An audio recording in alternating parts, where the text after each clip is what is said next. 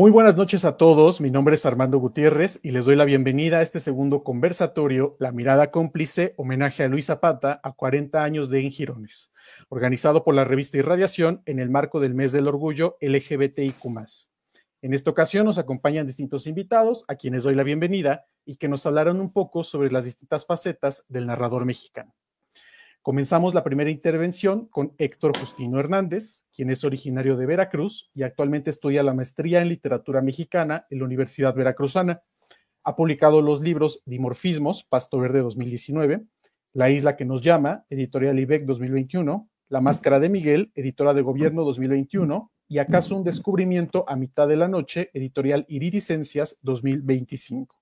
En esta ocasión nos hablará del libro Autobiografía póstuma de Luis Zapata. Adelante. Hola, ¿qué tal? Antes que nada, pues quería agradecerte a ti, Armando, y a Irradiación por haber organizado y gestionado estas 2 mesas en torno a Luis Zapata. Creo que es una iniciativa muy padre, ¿no? Sobre todo porque pues es un autor maravilloso, entonces siempre es importante pues recordarlo. Yo les voy a hablar un poquito acerca de esta novela, Autobiografía póstuma, que fue publicada en el 2014 por la editorial de la Universidad Veracruzana, ¿no? Le comentaba hace rato a Armando que es una novela que se consigue en Amazon, es quizás de las pocas novelas que todavía están disponibles de Zapata en cualquier parte, ¿no? Entre ellas en Amazon, y que en algún momento incluso llegó a estar en oferta en la editorial de la UV, ¿no? Ahorita no sé si todavía se consigue en físico, pero en línea pues todavía está ahí presente, entonces creo que es una buena puerta de inicio quizás para entrar en la lectura de este autor, ¿no? Es también una de sus últimas novelas, ¿no? También después de esta todavía creo que publicó 1 o 2 libros más y después póstumamente se publica con R de Reality, pero pues también es uno de sus últimos libros publicados. Autobiografía póstuma es un libro bien interesante porque quizás va más allá de lo que nos tiene acostumbrados Zapata, ¿no? Normalmente pues conocemos a través de él historias que son un poco, pues quizás realistas o de un cierto costumbrismo, ¿no? En donde nos presenta identidades diversas, en donde nos presenta pues ciertas actitudes y subjetividades de personajes que viven en un mundo marginal, etcétera. Pero creo que lo que hace interesante esta novela, y que ya lo anuncia desde el título, es la cuestión de que quien la narra, quien la cuenta, y el protagonista de ella, pues es un espectro, no está muerto. Esto no es un spoiler, ¿no? Para quien odie los spoilers, porque pues se dice desde el principio, ¿no? Me voy a atrever a leer la primera línea. Dice: si hubiera sabido que morirse era tan fácil, me habría muerto mucho antes. Entonces creo que esto es lo que hace muy interesante a esta novela de primera mano, que si bien, y debo confesarlo, es quizás una novela menor en la producción de Luis Zapata, es decir, me parece que no alcanza o no logra los recursos, las técnicas que sí consigue, por ejemplo, en La Hermana Secreta o en Jirones, ¿no?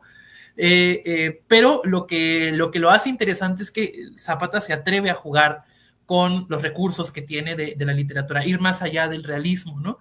Y creo que desde de primera mano esta cuestión de que un espectro o un fantasma es quien sea el que narra la novela, que va a narrar su propia vida desde la muerte, lo vuelve bien interesante, ¿no? Hay 2 obras con las que está dialogando activamente. Una de ellas es, pues, evidentemente las Memorias de Ultratumba de Chateaubriand, y la otra, que lo hace explícito en el mismo libro, es las Memorias póstumas de Blas Cubas, si no mal recuerdo. Estas 2 obras, en una directamente sí es un espectro el que habla, en la novela esta, la segunda que mencioné, y en la primera es más bien el autor que decide publicar su novela, bueno, sus memorias después de la muerte, y cuyo prólogo, si no mal recuerdo, nos habla desde la muerte, ¿no? Y él dice: yo aquí estoy muerto ahora, me estás leyendo, ¿no? Lector, cuando ya esté muerto. Y un poco retomando esa idea, Zapata cuenta la historia de Zenobio Zamudio, que es el nombre del protagonista de esta novela, y que nos va a llevar de la mano a través de, en un primer momento, de su funeral, después su infancia y adolescencia, luego su llegada a la Ciudad de México y sus primeras publicaciones, en lo cual Zapata se detiene bastante, ¿no? Nos muestra fragmentos, aforismos, pedazos de diario, resúmenes de novelas de este autor, y luego los últimos años, los años de la vejez, ¿no? Que son quizás los más interesantes, ¿no? De revisar, porque propone justamente una visión poco revisada desde la literatura de la diversidad, que es justamente de las experiencias de vejez, ¿no? Entonces, este recorrido de la vida de Zenobio Zamudio se construye desde un humor muy característico, que es el humor que siempre ha manejado Luis Zapata, pero aquí lo lleva a otro extremo, y yo creo que esta quizás sea la novela sobre literatura de Luis Zapata, ¿no? Es decir, quien escribe o quien la cuenta es un escritor y constantemente está haciendo referencias a los libros y al medio literario, ¿no? Primero, en un primer momento, al medio literario de un pueblo, de la capital del estado donde nace este escritor, que se llama Allende, y en un segundo momento, pues al medio literario en general. Y todo el tiempo está señalándolo, se está burlando de él, está jugando, ¿no? Está haciendo evidentes todas estas relaciones que ocurren en el campo literario, ¿no? Y que muchas veces tienen que ver con amiguismo, ¿no? Con rencillas, peleas, ¿no? Etcétera. Con un regionalismo a veces también. Entonces todo esto lo pone Zapata en voz de Zenobio Zamudio, y asistimos con él a esta entrada de este personaje en el mundo literario, ¿no? Como tal. Pero como es un personaje, pues, soberbio, ¿no? Es un personaje quizás cínico, ¿no? Un personaje que odia, entonces todo el tiempo está burlándose de los demás y se está exaltando a sí mismo, un poco de manera irónica, ¿no? Lo muestra. Y yo siento que funciona también como un alter ego contrario, Zenobio Zamudio, al de Zapata, ¿no? Digo, estoy forzando un poco la interpretación, pero es muy divertido pensar en los paralelismos, porque, por ejemplo, menciona que Allende es un estado que está junto a Guerrero, ¿no? Que es donde nace Zapata, ¿no? Y menciona por ahí que Zenobio Zamudio publica muy poquitas obras, creo que son 4 nada más o algo así, y por el contrario Zapata pues tiene una obra bastante amplia, ¿no? Aunque ya no se consigue tan fácil, pero publicó un montón. Entonces creo que es interesante ir viendo cómo hay cosas que los unen, y al mismo tiempo cosas que los separan a lo largo de la vida. Y uno como lector de Zapata, pues disfruta mucho toda esta parte, ¿no? En la obra. Aparte de la revisión de este campo literario, o de este juego que está haciendo sobre el mundo literario mexicano específicamente, hay 2 asuntos que me gustaría como resaltar. Uno de ellos es la cuestión de la infancia que despierta su sexualidad, porque pues el narrador obviamente de autobiografía póstuma es gay, entonces nos muestra los primeros años de despertar su sexualidad con su primo y con otras personas cercanas, pero lo interesante, o lo que me parece curioso en la novela, es que no muestra la adolescencia ni la edad madura del personaje, o más bien las pasa de manera rápida, y se concentra varias páginas en este primer momento de la infancia, ¿no? Cosa que resulta interesante, porque el personaje todo el tiempo reniega de su pueblo, dice que es horrible, que es el peor lugar del mundo, ¿no? Etcétera. Y aún así, en donde más se detiene a hablar es justamente de esos momentos que vivió allí y de su despertar sexual, ¿no? Y el otro asunto que retomo es la cuestión de la vejez, que está todo el tiempo presente, más aún porque pues el personaje llega a mayor, ¿no? Y nos habla desde la tumba, entonces nos asistimos a ese deterioro que vive, ¿no? Cuando no puede conseguir dinero, no puede mantenerse por sí mismo, tiene que vivir de prestado, ¿no? Entonces uno de alguna forma dice, qué miedo, ¿no? Ojalá no me pase esto. Pero son cosas que ocurren, y me parece que esta proposición, esta representación de la vejez LGBT y de alguien que escribe es muy divertida y también muy interesante, porque en ningún momento hay un arrepentimiento, o en ningún momento hay un victimismo por parte del personaje, sino que todo el tiempo dice que está feliz de haber vivido para leer, y creo que eso me parece maravilloso, ¿no?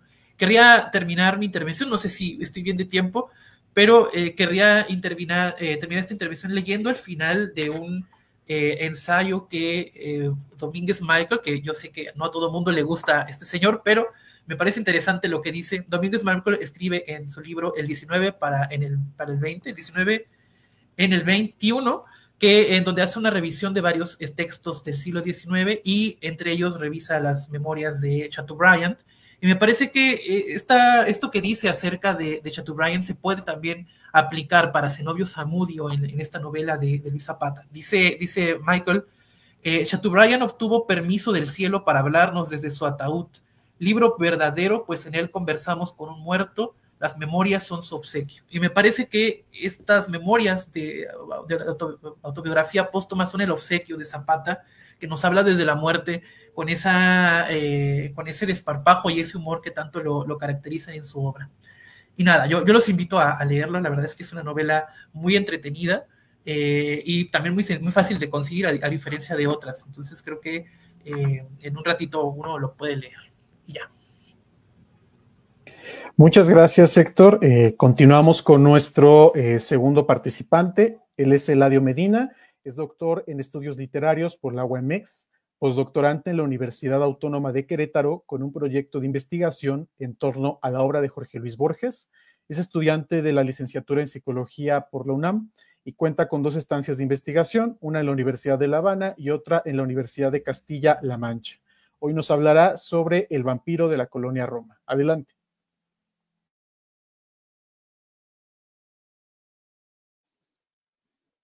Ahora sí, ¿me escuchan? Ok, bueno. En una primera ocasión, bueno, cuando me invitó Armando a participar en el conversatorio, pues estuve pensando cuál de todas las obras de Zapata sería la que yo iba a abordar. Y entonces, curiosamente, en algún momento yo le hice una pregunta a Armando, donde yo le decía que cuáles eran los textos de la literatura LGBT que él había leído o había abordado, pues sobre todo en estos últimos años. Y entonces él me contestó que no propiamente había leído, no leía textos LGBT, sino que leía literatura, ¿no? Y en este sentido a mí me hizo pensar muchísimo, porque pues sí, efectivamente deberíamos de tener digamos, como un gran bagaje literario sin tener que colocar estas etiquetas, pero creo que últimamente la crítica literaria le ha funcionado un poco manejarlo así, ¿no? Para poder hacer como, digamos, como dosificarlo dentro de cierto apartado, vamos a colocar estos textos literarios. Y entonces aquí es donde encontramos a Luis Zapata y el texto que yo trabajé, bueno, que fui como leyendo rápidamente, porque ya lo había leído hace mucho tiempo, lo volví a releer, es el canónico, El vampiro de la colonia Roma. Y entonces, pues, aquí fui buscando, pues, 3 temas, que son los que a mí me interesaban, que todos tienen que ver con las prácticas sexuales disidentes, no canónicas, por lo que ha sido rechazado por el margen. Y entonces, como manera de preludio, yo titulé a esto Cruising, prostitución y salud mental en el vampiro de la colonia Roma, de Luis Zapata, tomando en cuenta, pues, estos 3 términos. Y entonces, pues tenemos el cruising, la prostitución, que además es una prostitución homosexual, que no es una prostitución como la femenina, ¿no? Que es como más visible, un tanto más aceptada dentro de la sociedad, sino que es algo que se debe de ocultar, primero porque pues es de los hombres y luego porque pues es homosexual, ¿no? Entonces también tiende como a taparse. Y el último término que yo manejo es la salud mental, porque el personaje que es Adonis García narra toda su vida, sobre todo en la manera en la que él se mete a este mundo de la prostitución masculina, pero empieza a narrar desde la adolescencia, es decir, este recorrido que empieza a hacer a partir de toda su vida, lo hace pues desde la adolescencia, no retoma muchísimo la infancia, ¿no? Aquí es algo que también pues me causa mucha curiosidad, porque dentro de esta narrativa que tiene, no retoma la infancia, entonces se salta hasta la adolescencia y de ahí hace todo este recorrido. Dentro de esta práctica que estoy mencionando, que es el cruising, pues aparece también el contrario, que es el que se da de parte de los heterosexuales, que es el dogging, ¿no? Pero pues este es de la parte heterosexual y el de acá es de la parte homosexual, que es un sexo que se tiene en lugares públicos, en lugares como alejados, donde no hay acceso, o el acceso es, pues digamos, complicado, ¿no?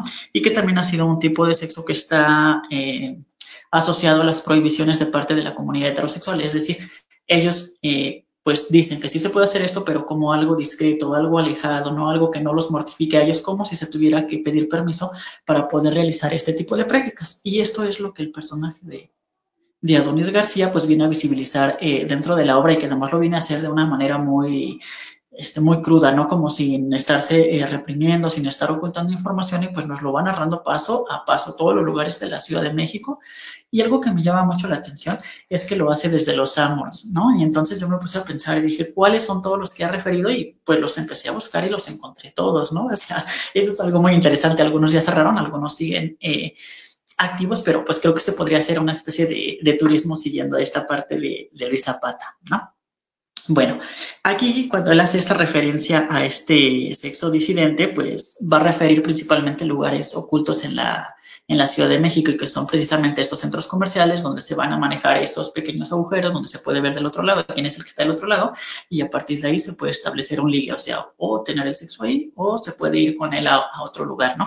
Pero también si nos ponemos a pensar cómo lo tomó la sociedad de la época, o sea, leer esto en, pues, inicio de los años 80, finales de los 70 debió haber sido, pues, muy fuerte, ¿no? Si de por sí con Salvador Novo ya era fuerte, o sea, por ejemplo, en la Estatua de Sal, ahora leer esto del vampiro de la colonia Roma y también muy abiertamente, pues creo que fue bastante polémico, por eso el rechazo de Juan Rulfo y de muchos escritores del momento, ¿no? Que decían que no era como la gran novela, no era tan llamativo, pero pues nosotros sabemos que fue creciendo, que se fue leyendo y que se imprimió al 1000 y entonces pues es lo que tenemos el día de hoy, ¿no?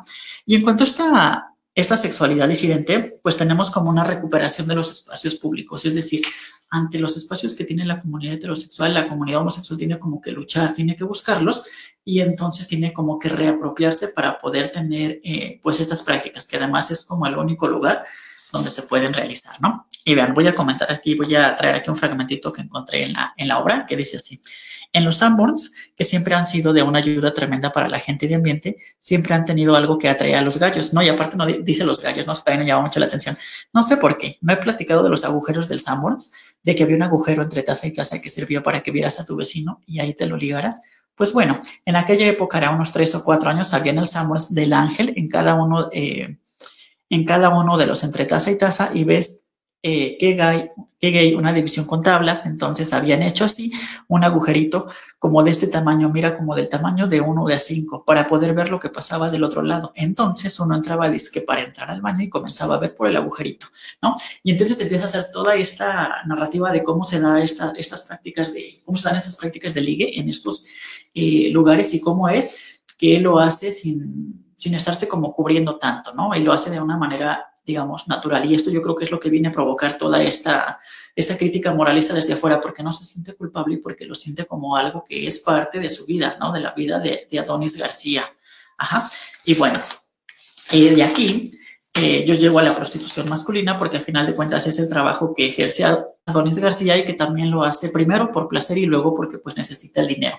Continuamente se está moviendo de un lugar hacia otro, vive en un cuartito, luego vive en otro, luego vive en otro, pero lo hace por una cuestión económica, como una manera de sobrevivencia en la Ciudad de México, pues de esos años, de finales de los años 70, comienzos de los años 80, y que pues también, ¿no? Aquí también viene la crítica de la parte conservadora porque se ve el trabajo sexual, la prostitución como algo que le ayuda a la supervivencia, es decir, están los buenos trabajos, las buenas costumbres, y pues Adonis García elige estos malos trabajos y aparte de eso los disfruta y pues lo está ejerciendo continuamente para sacar dinero y a la par de eso pues está disfrutando de la vida, ¿no? Pero también nos está pues relatando todos esos lugares de encuentro en la Ciudad de México. Y para terminar, termino con las patologías del personaje de Adonis García. Aquí también igual me pueden decir, bueno, pero ¿por qué estás aplicando como que psicoanálisis al personaje, ¿no? Y bueno, lo estoy haciendo a través del personaje y no del autor, pero no es algo que yo esté como inventando, sino que el propio personaje se refiere como una persona deprimida o como una persona ansiosa. Y aparte, si nosotros hacemos una búsqueda de toda la medicación que él tiene, pues vamos a encontrar que se ingresaban metanfetaminas, porque buscamos el nombre y pues las encontramos. Existían en la época y también existían todos los nombres comerciales de las benzodiazepinas, del lorazepam, alprazolam, diazepam, ¿no? Porque también estuve buscando esas marcas comerciales y las encontré. Entonces tenemos por una parte ese personaje que se siente deprimido porque ha tenido una vida vacía, porque se murió su madre, se murió su padre, su hermano se fue a Estados Unidos, tuvo una ruptura con 2 personas, primero con su primera pareja, que es René, y luego con la segunda, que es Pepe. Y entonces esto lo hace como que recaiga o que entre como a un estado de depresión. Y entonces él dice, ya no quería salir, ya no quería comer, me encerraba en el cuarto, no tenía ganas de nada. Y esto se empieza como a repetir una y otra vez. La primera vez él dice que le dio una depresión navideña, ¿no? Y entonces es pues lo que se conoce como la depresión blanca. Y de ahí va evolucionando yo lo veo así como una patología mayor, en una ansiedad que va escalando, escalando, escalando, hasta que se le sale de las manos y ya no la puede controlar. Y entonces pues viene todo un peregrinar con los psiquiatras. Tiene un psiquiatra, luego tiene otro psiquiatra, luego tiene otro, y pues tiene varios, tiene como, yo logré ver como 5 o 6. Y termino con esta cita, ¿no? Cuando él asiste al psiquiatra y el psiquiatra, sin que él vea, escribe que tiene hipocondriasis, es decir, ya tiene temor a padecer cualquier enfermedad, ¿no? Ya se le pone la receta. me empezaba a imaginar muchas cosas así muy gruesas, ¿no? De enfermedades y eso. Pensaba, por ejemplo, que tenía tuberculosis, que me iba a morir de todo eso que sentía era como un anticipo de que, bueno, era algo como que me decía que me iba a morir pronto. Y termina con lo siguiente, sentía que me iba a morir, que se me salía el aire por los oídos, que sentía que me faltaba el aire y que se me hundía el piso. Y el mundo como que se me iba de un lado a otro, ¿no? Y le platiqué todo lo que sentía. Entonces el doctor me dijo que tenía que dejar de tomar y me dio unas pastillas, un chingo de pastillas diferentes. Y entonces aquí si ya investigamos el nombre de estas pastillas, pues son benzodiazepinas, ¿no? Que sirven para controlar esos niveles de ansiedad que tiene y que ya se habían mezclado con pues teníamos ansiolíticos, teníamos metanfetaminas, teníamos alcohol y un montón de marihuana, pues esto era como el combo perfecto para que estallara la salud mental de Adonis García. No, ya no conocemos ese final, no sabemos realmente qué pasó con el personaje porque la narración queda ahí, entonces sabemos que toma 3 años más las pastillas y se compone, no sabemos más, ¿no? Pero entonces ahí vienen pues estos tres momentos que he referido, las prácticas sexuales disidentes, que sería el cruising, muy asociado a la comunidad LGBT, la prostitución masculina y la salud mental, que es pues con lo que más batalla el personaje, que es Adonis García, y que pues todo en conjunto es el combo perfecto para que una sociedad conservadora de finales de los 70, inicios de los 80 pues explotara, y para algo que me llama mucho la atención, que lo tuvieran que vender en bolsas de plástico negras porque contenía un alto contenido pornográfico, ¿no? O sea, me imagino a la gente yendo al Sanborns comprando el vampiro y como si estuviera cometiendo un delito en la bolsita negra, ¿no? O sea, la verdad que el proceso de publicación a mí me llamó mucho la atención. Y pues sigue siendo bastante leído hasta el día de hoy. Yo creo que es un referente. No es la primera obra, pero sí de las primeras. Ajá. Bueno, por el tiempo dejo aquí. Ajá. Muchas gracias, Eladio. Continuamos con nuestro tercer invitado de esta noche. Él es Víctor Muñoz, es originario del Estado de México, estudió ingeniería industrial y actualmente estudia teatro musical. Entre sus principales intereses están la lectura, la literatura, la física y la contabilidad. Y esta noche nos hablará también sobre el vampiro de la colonia Roma. Adelante, Víctor. Muchas gracias. Bueno, antes quiero agradecer por el espacio y por permitirme estar aquí. Y bueno, igual hablaré del vampiro de la colonia Roma. Bueno, hay dos cosas que me parecen muy curiosas, ya que yo el libro lo conocí, bueno, a Zapata yo lo conocí en el 2020, justamente a finales del 2020. Casualmente, pues, es cuando falleció en noviembre, ¿no? Y además, yo el libro lo compré en un Sanborns, sin saber todo lo que venía, ¿sabes?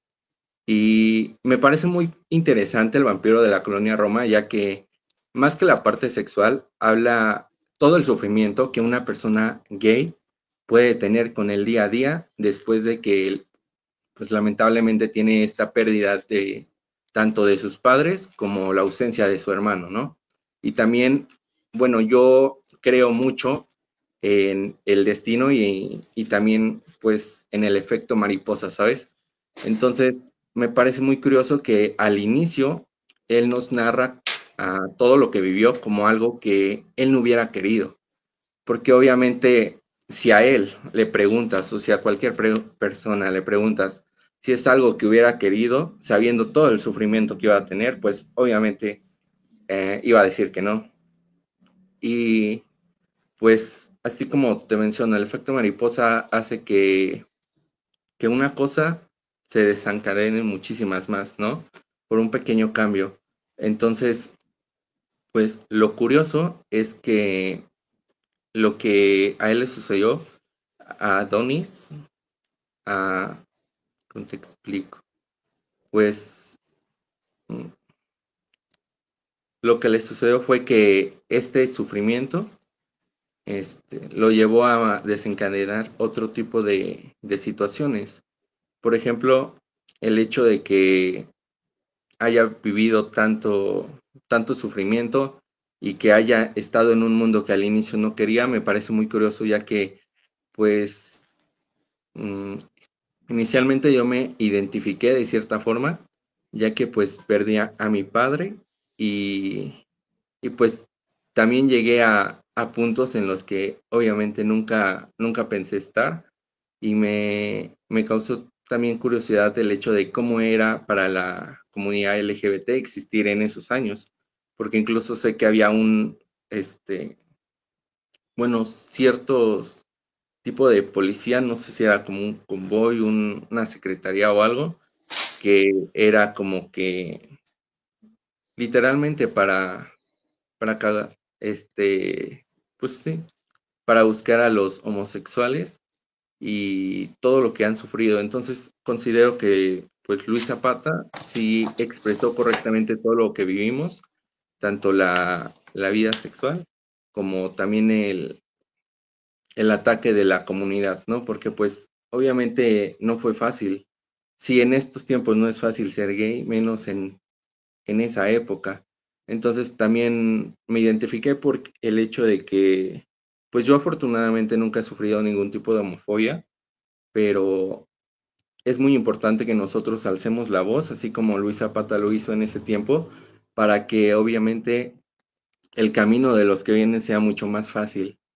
Entonces, eso es algo de lo que admiro de Luis Zapata, el hecho de haberse, pues, inspirado en este movimiento y al mismo tiempo darnos una voz en esos años, sin importar, pues, toda la presión social, ¿sabes? Entonces, pues, El vampiro de la colonia Roma, justamente lo que habían mencionado anteriormente, a mí también me gustan mucho los libros donde vienen lugares que yo pueda visitar y también ya hice el tour de los Sambors, también vi el de la esquina mágica que le llamaban, y me parece curioso también cómo van cambiando los sitios de encuentro justamente. Entonces, por ejemplo, ese actualmente pues ya no lo es y pues ya. Y quiero terminar con una frase que siento yo que narra muy bien El vampiro de la colonia Roma. Dice, la muerte y yo nos hablamos de tú desde hace tiempo, ella juega conmigo sin hacerme daño. Es de José Rubén Romero. Siento que narra muy bien porque pues ser gay y luego dedicarse a ese giro, pues era pues prácticamente tocar la muerte día con día, tanto con la sociedad como con las personas con las que tenía ese tipo de contacto. Y Te listo. agradezco mucho, Víctor. Y justo, mira, me da pie también para mí preguntarle ahora a Héctor y a Eladio. Ya nos hablaste también un poco de cómo es tu experiencia personal y cómo llegaste al vampiro. Y quisiera preguntarles también en esta misma línea a Héctor y Eladio, ¿cómo fue también su primer acercamiento con la obra de Luis Zapata, ¿no? En este nivel como de la primera experiencia y de alguna manera qué los atrajo, ¿no? ¿Por dónde entraron y cuáles fueron estas primeras inquietudes también? No sé si quisieras empezar primero para seguir el orden, Héctor, y después Eladio.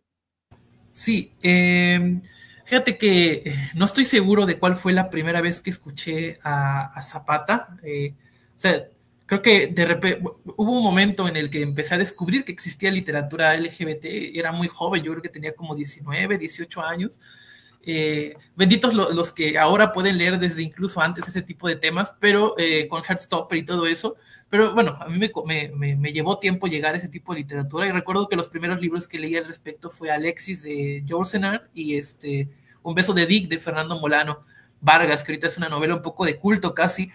Y justo en ese mismo línea, ¿no? Yo dije, quiero encontrar algo que valga sobre este mismo tema y llegué justamente a la existencia del vampiro. Y recuerdo que la primera vez que compré un ejemplar, no lo leí en PDF o así, sino que directamente en una feria del libro, llegué a preguntar por este libro y fue bien curioso porque me dijo el que estaba vendiendo, justo se me acaba de caer uno en un charco, te lo vendo a la mitad de precio. Y fue como de justo lo que necesitaba yo, que no tenía dinero para poder comprar libros tan comúnmente, fue maravilloso. Entonces mi ejemplar, que todavía lo conservo, está todo doblado y ya saben, ¿no? Lo que les pasa a los libros cuando se mojan, que se llenan como de onditas y no se pueden abrir bien.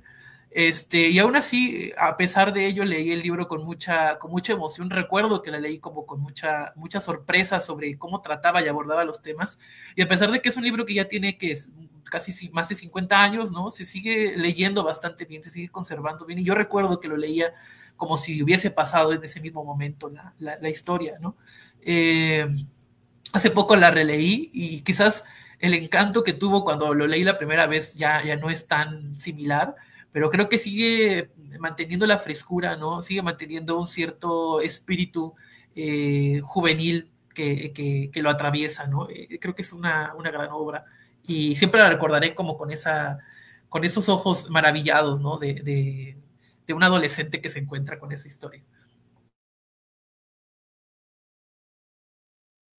Eladio. No, en mi caso me sucede un poco como lo que le pasa a Héctor. Yo también inicialmente lo tenía como un libro prohibido de alguna manera. Cuando yo estaba en la licenciatura, lo vi alguna vez, pero no lo leí. Y precisamente era por eso, por los comentarios que escuchaba y sobre todo de personas que estaban muy de parte del canon, muy de parte del heteropatriarcado, y entonces era como un libro rechazado y no lo leí.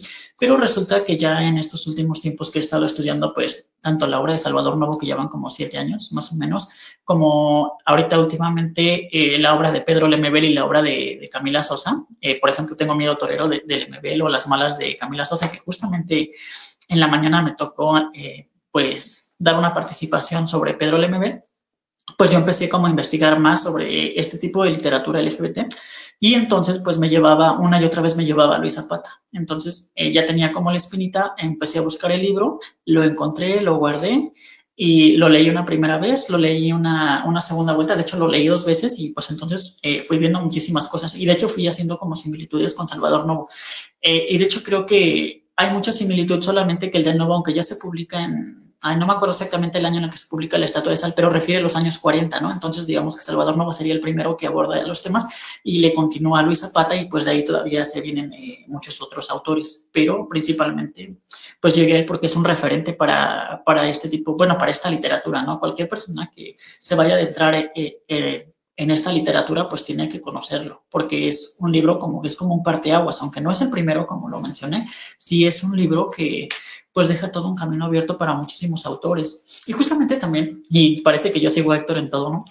Pero posteó un libro, no me acuerdo ya el nombre, pero fue hace como una o 2 semanas, era un autor colombiano y también busqué el libro, lo guardé, lo dejé ahí guardado en mi archivo de textos para estas vacaciones y pues ya, ahí está guardadito junto con otro colombiano que me recomendó un amigo y con un texto español que se llama La vida del revés. Entonces lo que he estado haciendo pues son comparaciones, ¿no? Con este texto que abre este camino con los otros que van apareciendo y que tocan el mismo tema, pero lo van haciendo de una manera diferente. Pero a mí lo que me llama mucho la atención es que este texto en especial y pues situarlo en ese contexto de los años finales de los 70, inicios de los 80, ¿no? O sea, eso me llama muchísimo la atención. Y llegué por investigación, por eso. Ahora me gustaría saber, y les pregunto, ¿por qué leer? Sé que ya lo hemos más o menos esbozado, me queda claro, pero no está de más decirlo así. ¿Por qué leer hoy a Luis Zapata? Es decir, si ustedes tuvieran que recomendárselo a una persona que nunca ha leído nada de Luis Zapata y que no tiene ni idea de quién sea a lo mejor Luis Zapata, ¿qué dirían, no? O sea, ¿cuál sería como su invitación o cuál sería algunos de sus comentarios o algunas cosas que les gustaría a ustedes destacar? Si quieren, en esta ocasión empezamos con Víctor, después Héctor y concluimos con Eladio. Ok, pues mi consejo sería que en el caso del vampiro de la colonia Roma, que lo lea, ya que es muy importante siempre conocer nuestro pasado. Entonces también el conocer nuestro pasado nos puede ayudar a entender nuestro presente y a trabajar en nuestro futuro. Entonces, como lo había mencionado anteriormente, me parece muy curioso cómo era la comunidad hace años. Afortunadamente, pues en la actualidad todavía hay obviamente ciertos tabús, pero pues obviamente ya no tantos. Por ejemplo, ahorita en la Ciudad de México está repleta de banderas LGBT, que está muy padre eso, porque eso no hubiera pasado en el 79 que se publicó la revista, ¿no? Entonces, justamente ese consejo le daría, el leer el pasado puede ayudar a entender muchas cosas de su presente y pues sí, también aprender de los errores de las personas, porque es de suma importancia el hecho también de aprender de sus errores.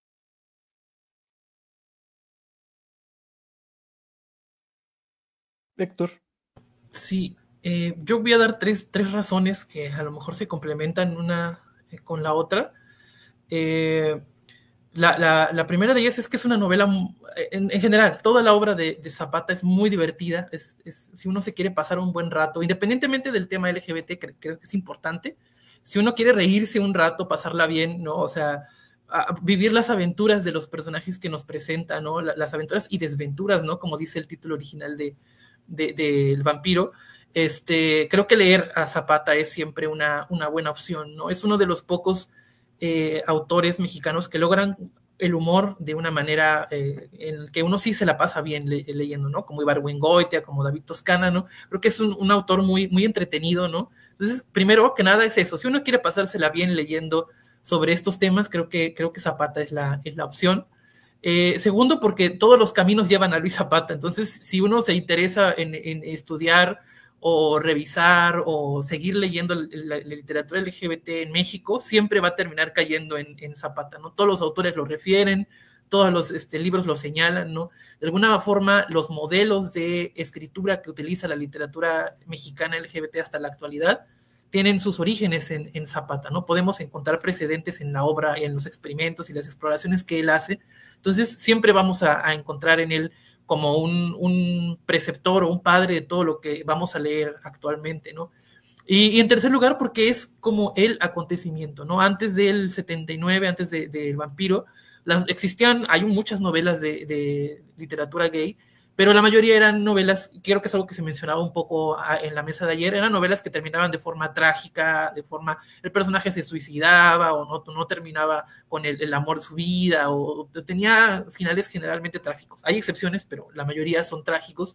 Y en este caso, en el caso del vampiro, lo que podemos encontrar es un orgullo, una felicidad de ser quien es, ¿no? Una manera de vivir esa identidad y esa experiencia en la cual no hay ninguna culpa, ¿no? Él vive esa experiencia sin la culpa de acercarse a otros, ¿no? Y al final, pues no es triste, tampoco es feliz, pero es un final quizás un poco más natural, en donde podemos ver la experiencia la experiencia misma de lo humano, ¿no? Entonces creo que Zapata encontró justo esa quizás fórmula, le podemos llamar, o esa manera de crear un parteaguas, ¿no? En la literatura gay, en donde se exponía una identidad, una forma de existencia de un personaje que me parece a mí es mucho más compleja y quizás también esperanzadora en algunos momentos que lo que había antes de él. Y eso. Eladio. En mi caso también mi opinión va un poco encaminada con la de Héctor. Yo lo recomendaría por varias razones. La primera es porque si queremos conocer la historia de las disidencias sexuales, digamos, de lo que ha sido la comunidad LGBT, pues tendríamos que acudir al Vampiro de la Colonia Roma, porque además en la fecha de publicación está muy cercana a la primera marcha que se hizo en la Ciudad de México. Entonces la primera marcha y el vampiro son como un icono dentro de la comunidad. Y por el otro lado, si queremos estudiar pues literatura LGBT, nos la vamos a volver a encontrar otra vez. Todos los textos que vayamos nos van a encaminar hacia esa. Y algo también curioso es que sí hay más novelas, pero en otras novelas se tomaba la figura digamos, del gallo, como diría Luis Zapata, pero de una manera paródica, como para burlarte, como para recriminar o para educar de cierta manera. Entonces sí se tocaba el tema, pero no como lo hace Luis Zapata aquí en El Vampiro, porque aquí él se ríe de su propio camino, de su propio destino, ¿no? Prácticamente se va burlando y se va divirtiendo con el personaje que va creando con Adonis García. Y también lo recomendaría porque es un texto que viene contra lo canónico. ¿En qué sentido? Pues rompe con muchas estructuras narrativas que había para la época y además lo hace de una manera, con un lenguaje muy natural, con el lenguaje tal como sucede en la calle, ¿no? No hay, digamos, no hay una puntuación tan marcada, no hay una estructuración de párrafos, sino que se da como si se estuviese grabando una cinta, ¿no? Alguien que está contando y alguien que está grabando, y entonces, pues, aquí está toda esa ruptura de la época. Y, pues, también lo recomendaría porque, pues, tiene un lenguaje bastante accesible, las personas que lo lean se van a divertir mucho y van a sentir una narrativa muy cercana, sin un lenguaje tan rebuscado, tan barroco como otros autores, ¿no? Y que eso te hace sentir cercano y, pues, te lleva a querer leer otros textos del autor. Bueno, pues les agradezco mucho su presencia. También les agradezco a todas las personas que han estado siguiendo la transmisión, no solamente de este conversatorio, sino también desde el día de ayer. Sin duda creo que nos quedamos con esta idea de que Luis Zapata no solo con El vampiro de la colonia Roma, sino en general con toda su obra, pues es un referente ineludible dentro de no solo la narrativa homosexual en México, sino de la literatura mexicana en general. Y bueno, yo con esto entonces despido la mesa, les agradezco de nueva cuenta su asistencia y los invito también a que revisen el último número de Irradiación que ya está disponible y lo pueden consultar en todas nuestras redes sociales. Bueno, les deseo bonita noche y hasta la próxima.